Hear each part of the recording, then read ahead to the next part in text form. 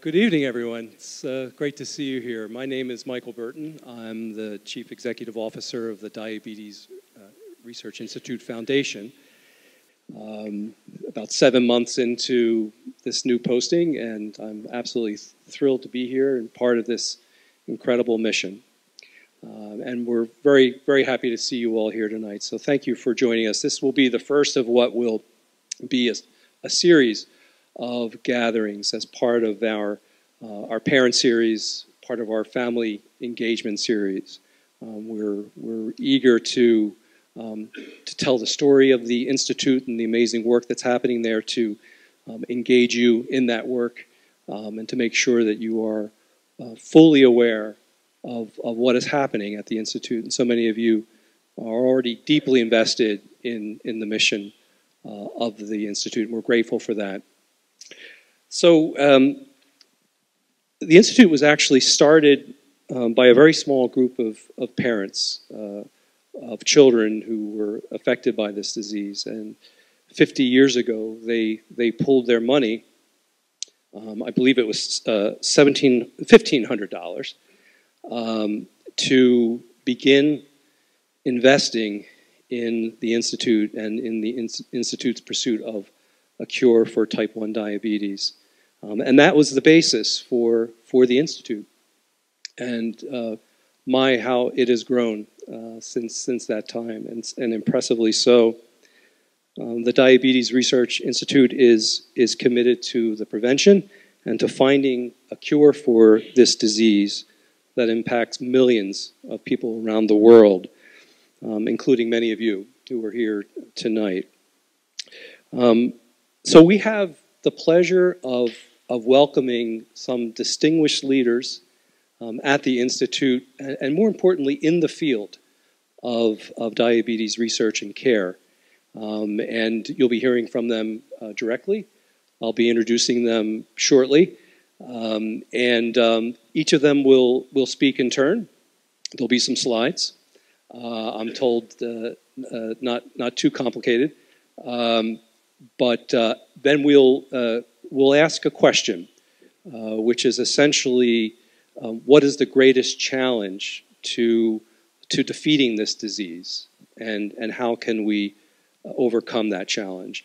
And we'll hear from the panelists on that, and then we'll have a little Q&A to wrap up the evening, and then a continuation of the reception outside. Program will be about an hour.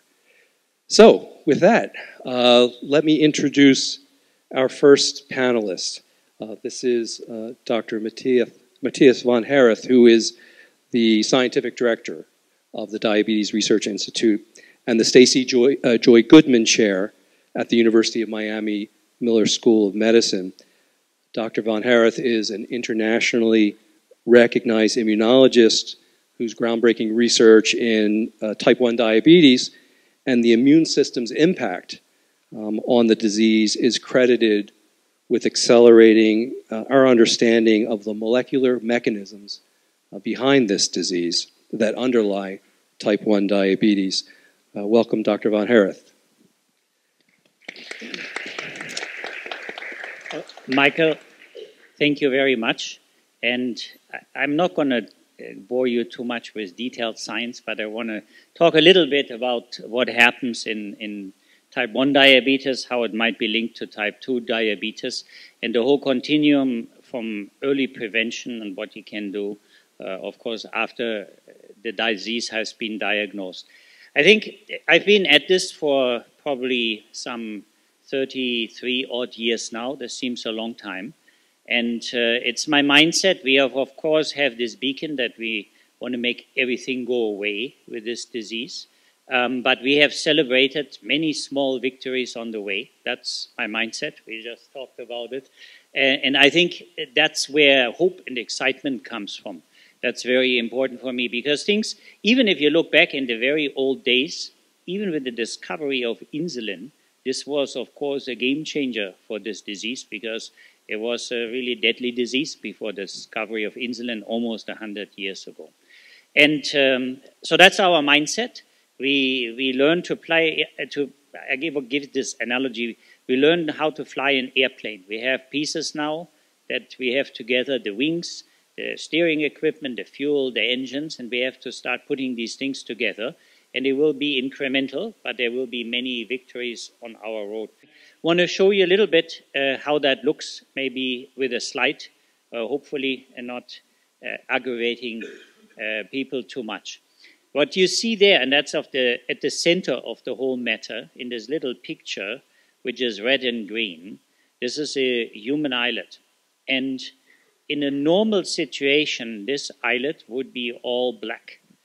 Green are the beta cells, other cells are around it, but it would be black.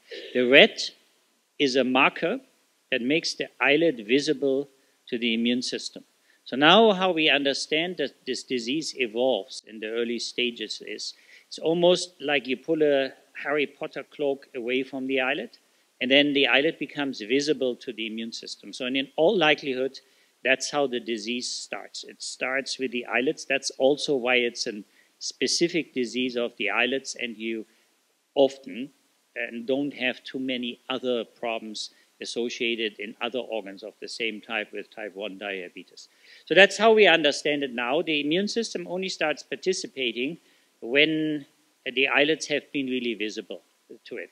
And that also explains how we want to ultimately offer the best patient journey for those at risk and then with having diabetes.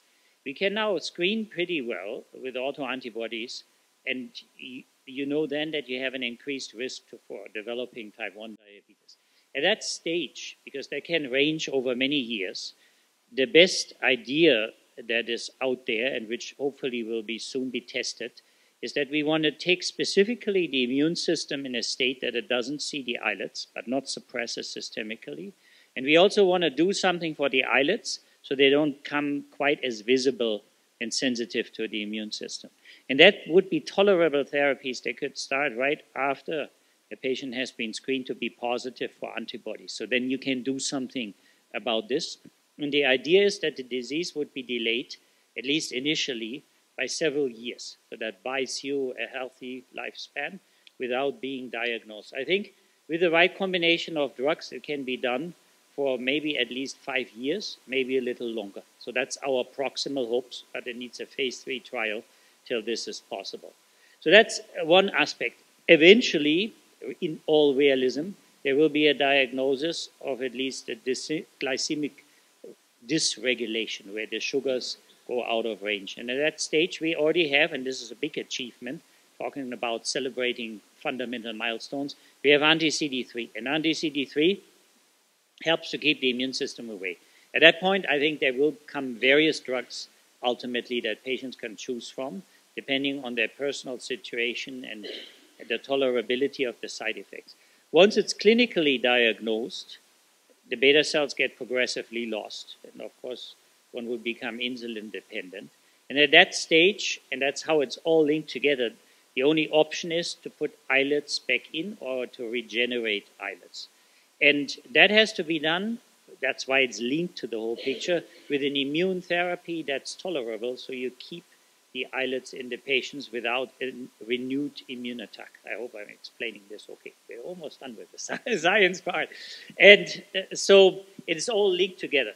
So you can say, and I get to this in a minute, how will the role of the DRI come into it? And I'll speak to this in a minute. I just wanted to show you, so it's maybe a little bit more visual, how these immune attacks on islets occur, and you can see it on the next slide. So the islets, when they're healthy, on the left-hand side, nothing really happens to them. If you add cells that are not very activated from the immune system, these are the little red guys, or if the islet is not visible, they leave the islet alone. And this is in vitro 3D with human islets. On the right-hand side, you see when the cells are activated and the islet is visible, it happens actually very fast that an islet can get destroyed. And probably what happens is almost like wildfires. There's many sequential fires burning in the human pancreas till over time all the islets are wiped out. So you can appreciate that islet immune system wrong gone interaction that happens in the disease. So what will the DRI do to make the journey better, to achieve small victories on the way till we finally reach probably a state where the disease burden is not big anymore, or often patients say you get a complete vacation from the disease, which I think everybody would want in terms of measuring glucose and not having hypos and so forth. We think we can be a fundamental accelerator between different disciplines. We might need devices, certainly. We need to work on regenerating beta cells, and we need to take back immune destruction, but in a tolerable way so you don't have side effects and immune destruction. And that needs to come together, all the three of them. And we are transdisciplinary, bringing these different disciplines together. Probably the only place in the world that has all the different people together working on the different aspects of these three main pillars to tackle diabetes. And we also, what I saw when I came a year ago, the Institute is extremely collaborative. I really appreciate this because science is often very divisive, but we have very good collaborative spirit in the Institute with the university all together. I think these are fundamentally important building blocks to better come to the finishing line, if you want to think about it this way. And that's really all I wanted to talk about. It's a fantastic institute. In my 30 years, probably the best cohesive place I have ever seen in the world. It's really a very cool place. Last but not least, the university and the institute in terms of clinical care, they're outstanding. But I leave that to you to talk about that. Thank you, Dr. von Herrath. Appreciate it very much. I'm very happy to introduce our next panelist, and this is Dr. Janine Sanchez. Dr. Sanchez is professor of clinical pediatrics and director of the Pediatric Diabetes Program at the University of Miami Miller School of Medicine. Dr. Sanchez has been involved in pediatric diabetes research for 25 years and has published more than 50 articles focused on diabetes care. Her pediatric diabetes program has been ranked consistently among the best in the nation by U.S. News and World Report. It's our pleasure to welcome Dr. Sanchez tonight. It's great to see everybody here, especially so many former and current patients. So I have been involved in diabetes for quite a long time. I've seen enormous changes in how we take care of our patients. It's quite encouraging to see the changes in insulins that we have, the faster insulins, the better basal insulins, the changes in technologies. When I started, we only had meters that took 2 minutes for a reading, to have the sensors, and the things that we've learned in how to manage the diabetes is amazing. The amount of complications, we used to see complications in children, believe it or not. Well, we'd see already eye damage and kidney damage, and we don't see that anymore, fortunately. But the burden of diabetes care is immense, and you guys know it because you live it every day. And that's what we really want to try to work on, finding ways to make your lives easier, make your child's life easier, and continue to push back the complications to hopefully eliminate them completely. And we can do a lot of that now that we couldn't do before. It just involves a lot of work on your parts. So we can have a normal life. We can have good A1C control. We can have them have normal lives, but it's a lot of work. And so that's what we really want to keep bugging the scientists and the pharmacy companies and everybody else to keep working on finding better insulins. We have a lot of things on the horizon now, new pumps coming out, which are going to even help with probably covering the carbs better, where you will have to do less carb counting, more accurate sensors, smaller sensors. We talked about some of the new medications coming out. We now have a medication that's FDA approved for people at risk, for that early stage when that he showed they're having those antibodies but haven't yet developed diabetes. We know now that there is a medication that can be used that has been shown to delay diabetes for at least 2 years, maybe 5 years. We're going to see how long it works. And there are other medications which are in trials now, which are also encouraging that may help to delay it. So if you haven't screened other family members, screen them, because there may be something that we can do to help delay it. All these medications we know are starting to help with people newly diagnosed. So those people just in the first few months, we know that that can help keep them in the honeymoon. Hopefully we're going to take that information now, and even people who've had diabetes for years, use that immune information we've learned, maybe combined with islet cell transplants, maybe some other device, and combine those together. And we're probably going to do some precision medicine where your child may get this treatment and somebody else may get a different thing depending on their genetic markers, depending on their antibodies. So it may not be a one cure for everybody, but hopefully we're going to find something that works best for everybody. And I will pass it on then. Thank you very much. I appreciate that. So our next panelist is Dr. Carlos Blaschke, who is a house physician and director of clinical research at the Diabetes Research Institute. His interest in type 1 diabetes research started as a medical student at the University of Miami's thyroid research program, that is Thyroid Research Laboratory, where he was testing autoantibodies for different autoimmune diseases such as T1D. For more than 15 years, Dr. Blaschke has worked under the leadership of the DRI's esteemed deputy director, Dr. Jay Schuyler, spearheading multiple type 1 research projects. It's our pleasure to welcome Dr. Blaschke. Hi, guys. Thank you for coming. I see so many familiar faces here, so I'm just going to talk about a little bit of the history of type 1 diabetes. So we can put the first slide.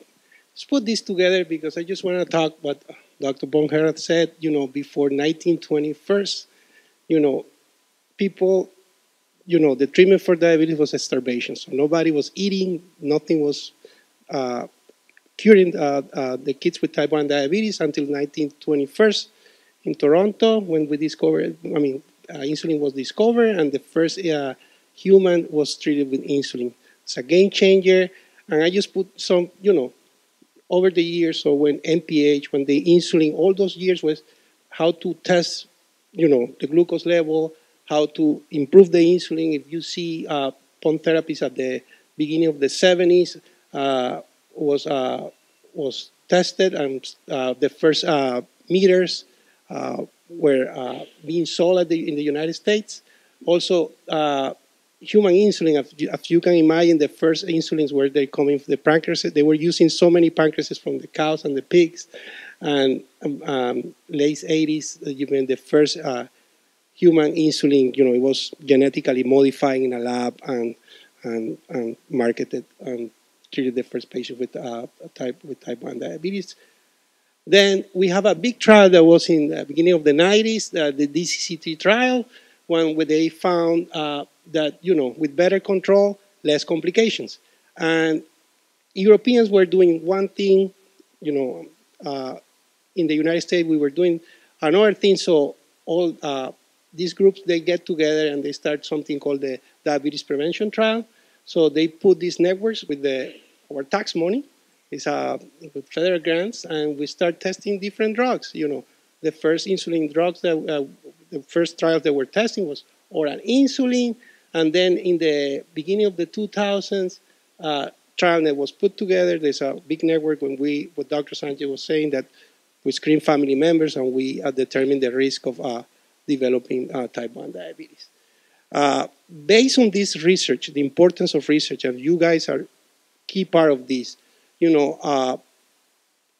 probably 8 years ago, one of the trials, the anti-CD3 trial in TrialNet was done, and that trial led the approval of teplizumab, that is the anti-CD3 that you see it marketed as a TZIEL, that delays the onset of type 1 diabetes. It was actually approved in November 2022, and it's now being used in the clinical part. So next slide. So, and this is just, I put this just to show you what we do at the DRI, and the DRI is part of it's a site for TrialNet, and if you can see, more or less, we have to have a genetic risk. There is an immune activation, probably environmental, it's a multifactorial thing that could happen. There is an immune response, and that's when we test family members and we check for autoantibodies. So if they have 2 or more antibodies, we define stage 1 type 1 diabetes. Then if they have abnormal glucose, that means that, if we test them, they don't have full, clinical diagnosis, but they have 2 or more antibodies and they have a normal glucose.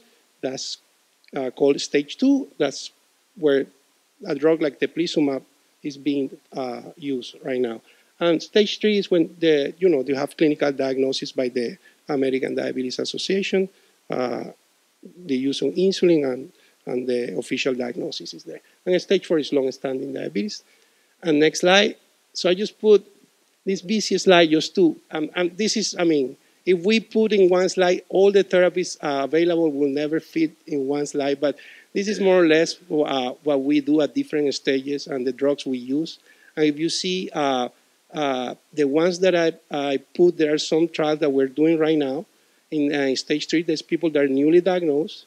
In stage 2 is people that are at risk right now. It's in green because teplizumab is the one that has been approved to delay the onset of type 1 diabetes. Also, I want to emphasize what Dr. Sanchez said. I think in the future, what we'll see is more combination therapy and some precise medicine, like people that they have different, HLA typing. We'll target these people with one drug. Also, some other combination therapies and some, depends on how many antibodies you have. So for me, it's very important. I want to thank for your help, but it's very important to keep testing your family members. Just to give you an idea, to put all these trials, if you test 100 people, only 3 or 4 will come back with positive antibodies. So imagine the amount of people we have to test to really do these big trials that to show results. It comes with numbers. So first of all, I want to thank, because I see so many familiar faces here. They have been in trials and they have been patients of clinical research at the DRI. But I want to just emphasize that more research has to be done to really what the first scientific director of the DRI said when I came there. I saw a big plaque from Dr. Daniel Mintz, and it says that research is the only hope that the future will be different from the past. So, thank you. Thank you very much, Dr. Blaschke.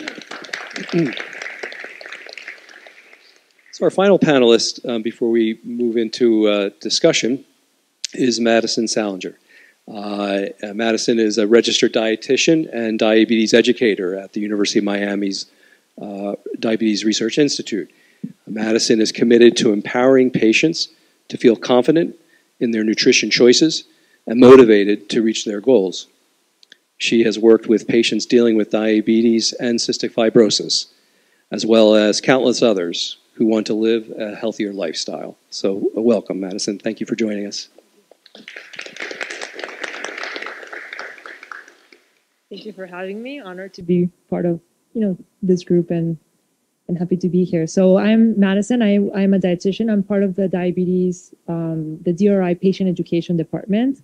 So our role is management, right? We are the ones that really help you, we provide you tools and education, really to manage diabetes, right? So we're a team of 4, right? We have Aleda, who's here at Life Science, who's our director. We have Natalie, who's a diabetes, who's a registered dietitian, myself, and Nancy, who's someone who's our scheduler.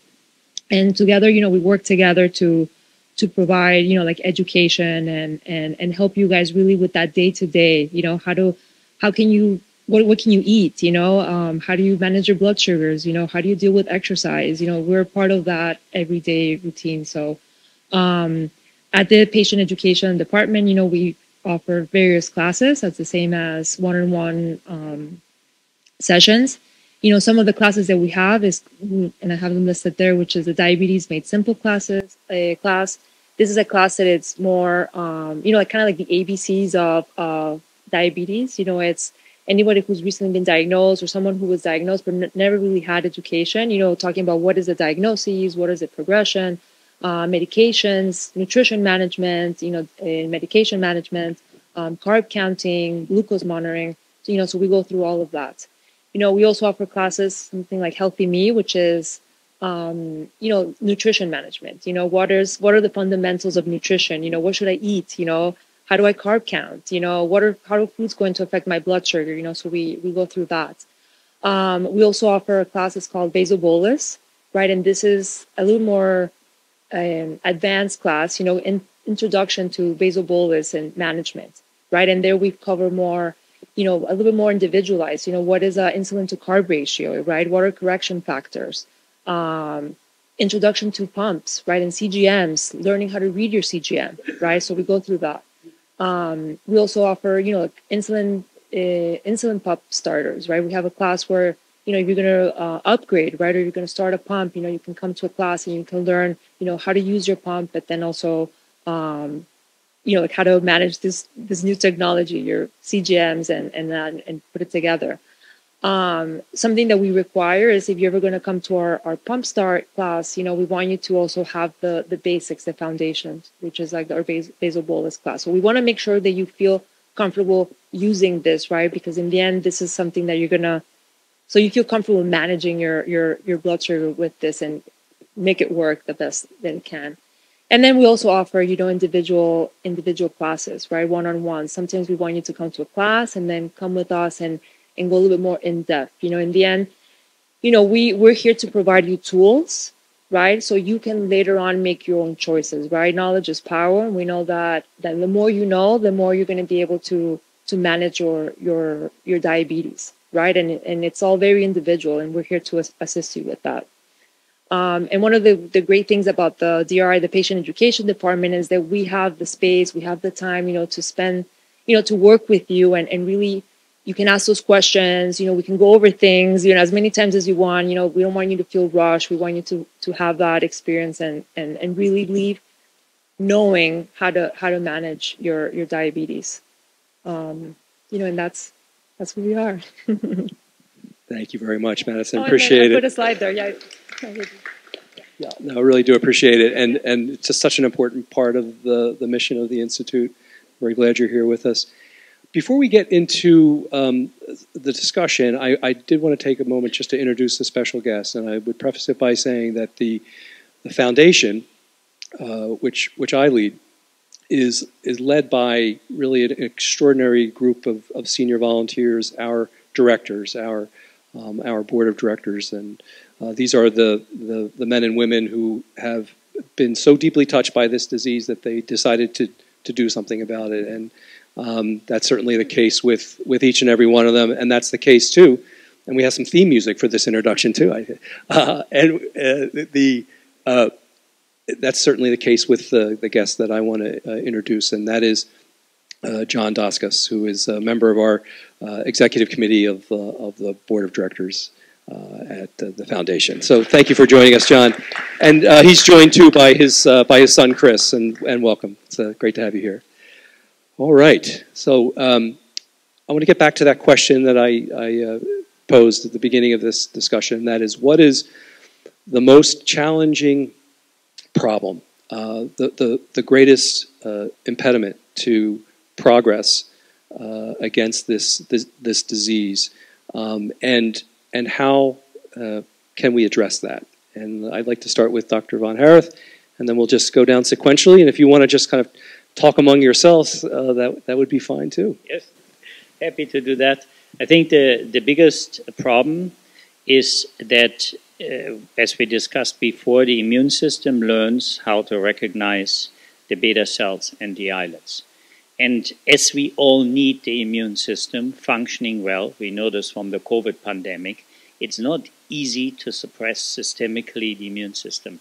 So the deal, so to speak, that can be offered to any patients with type 1 is right now not an optimum deal, because if you get new islets, you need full immune suppression, and immune suppression has side effects. And that is infections, there can be late-stage cancers and these type of things. So that's the fundamental challenge. And because we need the immune system, we need to keep memory cells, for example. But the cells that memorize the islets are the same cells after islet transplantation and so forth. So that's we have to learn. How do we overcome it? We need to make therapies that specifically only take out the cells that recognize the islets and leave everybody else alone. And we have now hopefully it's in phase 1, hopefully goes in phase 2, 3. We have some of these therapeutic candidates that go probably in a combination therapy. That's the biggest challenge we need to cross in my mind.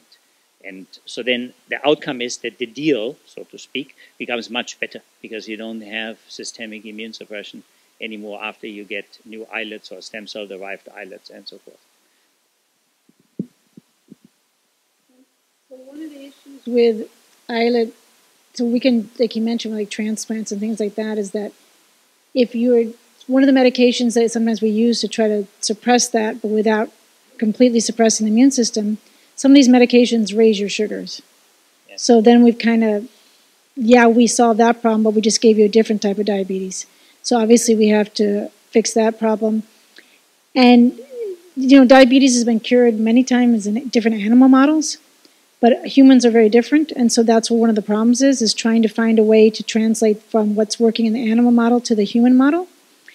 And then it's going to be from one human to the next. So everybody has type 1, but it's maybe not exactly the same type 1. So we know there's different genetic factors and different things with that. So that's going to be something that's going to make us maybe have to do different things for different people because your diabetes may not be somebody else's diabetes.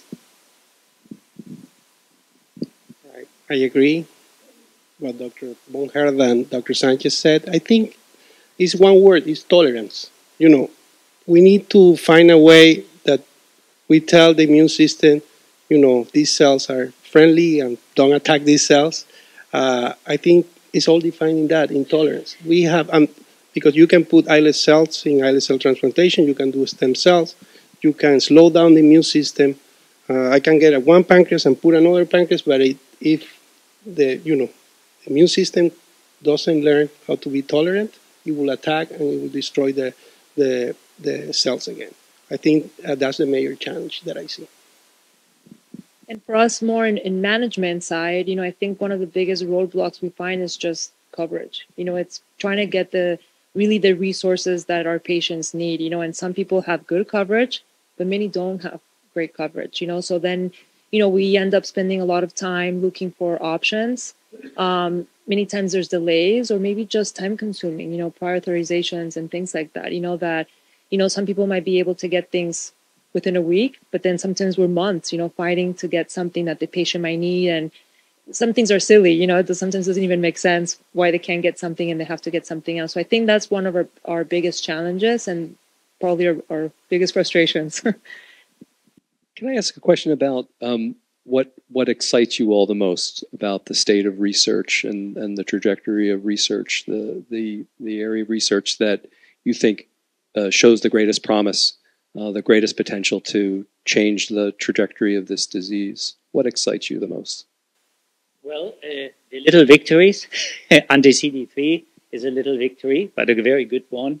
That Vertex made islets from stem cells that actually, with immunosuppression, okay, but they can function in the liver of patients. So these are fundamental victories. In the future, it has just been discovered, everybody thought this was a dead field for a long time, that you can augment beta cells from adult human beings. And that's a fundamentally exciting area of research. Many people at DI work on this. I thought it was dead already 10, 20 years ago. Everybody said, these cells can make human new cells. They're like neurons. They never make more. And you only lose them over a lifetime. But now there's a new ways and new pathways. You can make more of them. And is it going to solve all problems? No, but it will help with these victories. And the more of these victories we score, the closer we're getting to offer much better deals. I don't know how to better say this, or trade-offs. When somebody, if I came see you with diabetes, so you can give me a better trade. They say you can have this, Matt, and you avoid this and that. So that's what I get excited. How about you, Dr. Sanchez? So he took the immune system already. I am excited about some of the new drugs coming out, the changes that we're seeing. So in the initial trials, it's very exciting.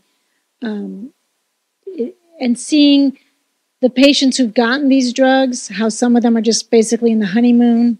Those of you see the Dexcom, it's just flat. It's so exciting. I love a flat Dexcom. But technology also, I think just the changes in technology that we've seen with the sensors and pumps and the new insulins. I mean, it's such a change that I went through the beginning where we'd have maybe 5 years with, oh, wow, we got a new meter.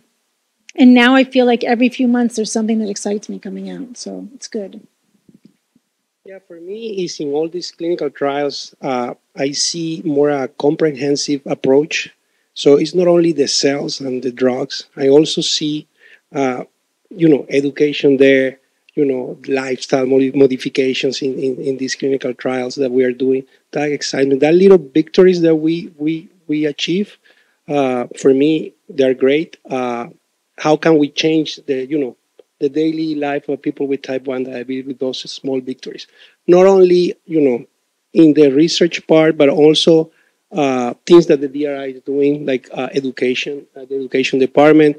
We're trying to do things with the public schools just to really bring awareness of type 1 diabetes. Believe it or not, in schools, sometimes they don't know the difference of type 1 or type 2 diabetes. And we're trying to give support, teaching them, whoever the nurse who is in a public school, how to, really help somebody with type 1 diabetes. So the small victories that change and impact the daily life of a person with type 1 diabetes. That's what excites me. Thank you very much. And I think for us, kind of like what Dr. Sanchez was saying, like advancement in technology. I think that, I think it's becoming, patients are getting more quality of life, just with some of these, automatic, pumps and, like systems and all of that. And one of the things we were talking earlier was, like the CGMs, just the feedback that patients get from using that CGM and really saying the whole story of what is going on, right? Versus just seeing some points. What is affecting you? Is it exercise? Is it food? Is it, medication? So I think that is exciting, and it's a tool that we use to give patients good feedback, and they can see it, and I think from that they can make better choices. And, like that's exciting, just how also like this technology, like how this data is presented for them, and it makes it fun and interactive. And I think people respond well to that. Go ahead. I think the lifestyle interventions that you talk about, they're a fundamental part also. They have to be of a successful trial. And that's what I really like about the DRI and the University of Miami, that we can do this, because you sort of raise the baseline with a good lifestyle intervention. And it can also be things like vitamin D, but there's actually lots of evidence that it's really good in tuning the immune system. So it probably pays off to be vitamin D sufficient. These interventions, they have to form from the baseline and then be built on this with trials. I so agree with that. Thank you for that. Well, we wanted to carve out a good amount of time for your questions, because we're sure you have a number of them. Hopefully some of this discussion really prompted questions. And now's your opportunity to ask them. So it always takes that first brave person to raise their hand. Who would like to ask a question of the panel, please? We always we save our dollars umbilical cord or the cells. Is there a studies to see if you could potentially grow and or use those cells to eject the reality, and if so, how long would it take for all of those to be wiped out with their immune system? Is there any study that looks into a treatment? It's not it's not, you go back, you get another shot for 3 months. So it depends what type of cells you make out of these umbilical cord cells. If you make them into mesenchymal stem cells, you end up with a trial that Camillo Ricordi is actually working on. And these cells have beneficial effects at keeping the immune system away from islets and making it peaceful, probably also for some complications. Oh, sorry, yeah. And so that could be helpful. If you use stem cells to make islets, even if they are from the same person, you still have that problem that the immune system remembers the islets. That will never go away because it's an intrinsic part of the disease. And as we said, we need to get tolerance. And probably the way tolerance occurs is almost like a decoy. The immune system becomes tolerant if it sees something in a non-inflamed state all the time. That's where these tolerance therapies are going to go. Benefits from like not from the brothers or is it the same problem? With a recognition, if it's from another person in general, if you make new islets, then you add to the recurrence of the immune system remembering the islets, you add an unfortunate property in general in organ transplantation for us humans, that somehow the immune system really doesn't like to see organs from other people. This is just how it is. It's called alloreactivity, and that adds to the burden of having to keep the immune system away from the transplanted islets. It will be probably a conversion point. You have to hide the islets a little bit with this Harry Potter cloak system. You have to make them less visible. You have to keep the immune system away, and ideally you have a device that also separates them out. And somewhere, bringing these things together, which we hope at DRI, there's a sweet spot where this is going to work really well. That sweet spot we need to find. Dr. Sanchez, Dr. Blaschke, do you see a lot of interest on the part of your patient families in this issue of umbilical cord? So I definitely get asked that question a lot. You know, I've saved my umbilical cord, what to do, and I tell them, keep saving it.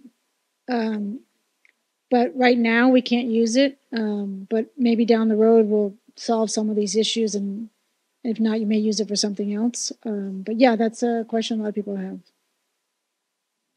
Same in the clinical research, I get that question all the time, and I said the same thing that Dr. Sanchez said. I just save it.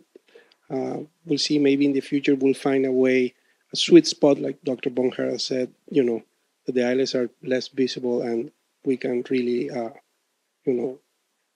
The reason we asked for this is because when our daughter was first diagnosed, we spoke specifically to Dr. Gregory, and he mentioned that we didn't even remember the whole umbilical cord thing, and he said something about that. It's just obviously there was so much information, and you know she was newly diagnosed, so you know we couldn't really take too much of what she was saying, but that's why we bring it up again now. That it's just we thought that it was much more intense than. A number of trials where they thought initially maybe it was going to be more successful, and then currently no. I just thought I had a comment. Actually, we were early participants in Dr. Howard's test, and while the results in general were not positive, my daughter actually was the outlier. She's the one who had the honeymoon period extended for over a year, and she was also the one that was earliest diagnosed. And in her case, she had a rebound of her immune system. Remember? So the immune system went from being a disaster to actually good. So we had some other side effects. But I think that goes back to the fact that it's not all the same diabetes in everybody. So, and you know what stage you're at different things. We know that makes, like he showed you the slide with the stage 1, 2, 3, and so what stage you're at probably makes a difference also in what medication you will respond to more. So it may be that if you're at a certain point, and it may be which antibodies you have, and maybe which genetic markers you have. So that's one of the things that makes this such a complicated disease, is that different people respond differently. And then how much of it is good parents that did a lot of work? I have a question. I'd like to hear a little bit more about T-Seal and the other one that's in clinical trial right now, I think it's ATG.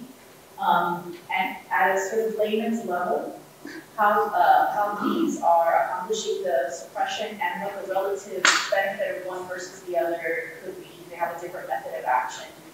Does one look more promising than the other? We're looking at that. I can give you my bias here, then you can come with your assessment. So what these drugs do, the anti-CD3, this is T-Sealed, it's a drug that's against T cells. And the cells that you saw in my little slide where these red guys were moving around, that's the cells that attack the islets. So that these drugs, at the time when, especially when dysglycemia becomes apparent, is when the most of the destruction of the beta cells occurs. And that's probably the sweet spot for these drugs. And at that time, it's a systemic immune suppression, and with a reasonable tolerability, meaning that you don't get a virus just like right afterwards or anything like that. So that's I think it's a big victory. If you compare to ATG, ATG is a mix of anti-T cell antibodies, like anti-CD3 is one. And so ATG is a mix, so they're very similar in terms of action. So I think they fall into really a rather equivalent type of drug class in my mind. But you might want to add more information to that. Yeah, I mean, I want to reiterate what Dr. von Herrath said. Also, if you look at the two drugs, they're both infusions. One is 2 days, it's in stage 2, it's not approved yet by the FDA. And TZIELD is approved by the FDA, but it's more days of infusion. So that's a big difference. Also, the side effects are they're a little bit different. I mean, I think the ATG, you get something called cytokine release syndrome and something called serum sickness. It could be as high as 30% of the kids get that. With TZIELD at the DRI, we did the infusions for teplizumab, and we get, your white blood cell count goes down, but we monitor that, really closely. But we didn't see, as like serum sickness or cytokine release syndrome like in ATG. That's a big difference between both of them. So one is proven already that it delays. The other one is it has to be determined after these trials. There's a couple other drugs. I will destroy the name. Baricitinib came out of Australia that also looks like oral agent, which seems to have had a delay with the new onset patients. And another study using verapamil, which you may be familiar with as a blood pressure medication. Also some delay or more, not so much a delay as much as just maintaining a honeymoon period for people that were newly diagnosed. So a couple other drugs also in trials, so keep your eye on those. How about other questions? There has to be another one. There we go. I want to make a dietitian. Why do so many type 1 diabetics develop celiac disease? Should diabetics lower diets into diagnosis? Most, probably because it's an autoimmune disease. So many autoimmune diseases tend to kind of fall within, like they fall in with that category. Not everybody has celiac disease, but you might find right. And I don't know if you want to big ag on that. It's about it's about less than 16% have celiac. Everybody should be screened at diagnosis, and then again if it's negative, again at 2 years, and then if you're under 20, screened again 5 years later. For whatever reason, a lot of people with diabetes, the typical symptoms of celiac are kind of obscured. So even if you have no symptoms, you should definitely be screened with it. But you don't want to go on a gluten-free diet if you don't have celiac. It doesn't benefit you at all. It doesn't benefit the diabetes. It doesn't prevent you from getting celiac. A lot of gluten-free foods tend to be higher carb. So it's just going to make your life much more complicated. You're already having to deal with a diet. So if you should definitely be screened 100%. If you turn out you have it, you should definitely go with a gluten-free diet, but otherwise don't do it. Maddison, I wanted to follow up on something you said earlier about CGMs, and I just wanted to talk to you a little bit about that and just get your views on how you're seeing CGMs kind of change behavior. Are you seeing that in the patients that come through? Yeah, definitely. I think one of the good things is that we can sit with them and we can show them, what does their day look like? We've had patients, for example, who are on pumps, and we had a case, and they decided that they just wanted to do it manual, and they weren't in okay control, but they just didn't, they didn't trust it. They went on a manual mode. They kind of did their own thing.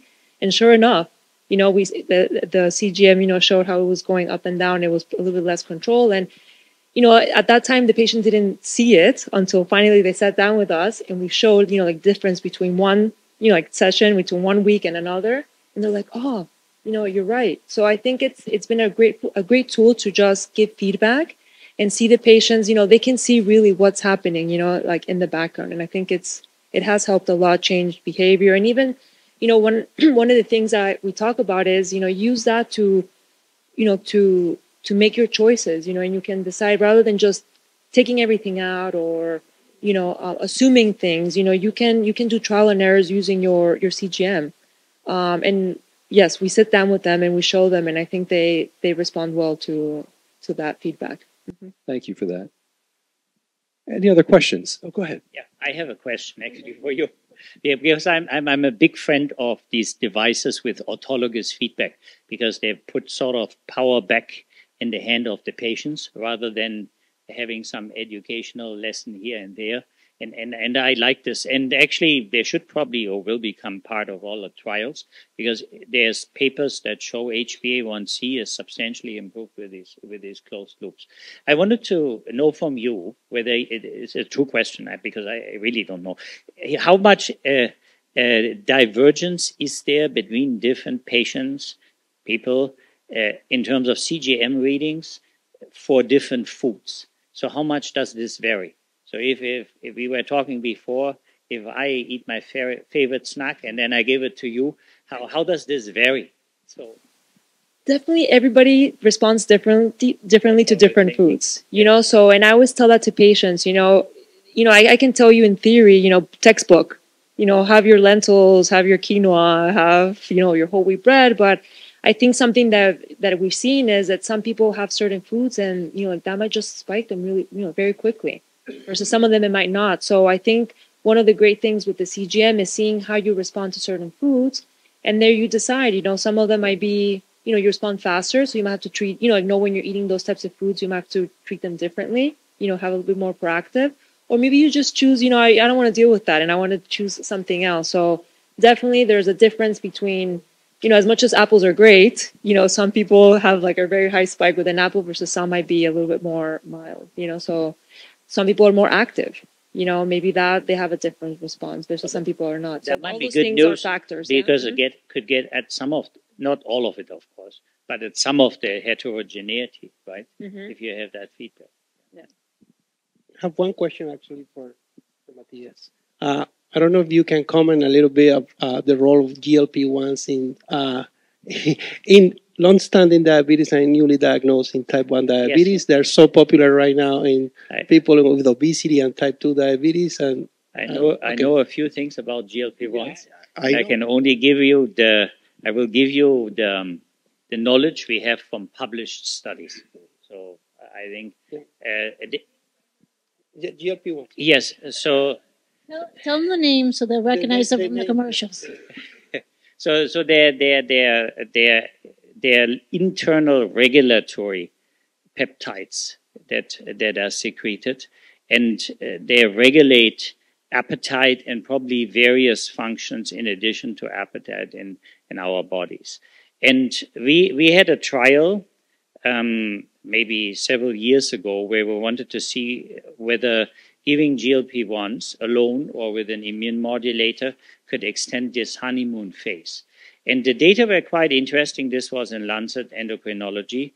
If you have still remaining beta cell function, the higher it is actually, and you have GLP-1s, the better. It extended or preserved that function over the study, even without immune modulation. If you had less, which makes sense, then you have more immune system activity, the lesser effect you had from GLP-1s. In established diabetes, there's many debates. There was the series of the adjunct trials that were run.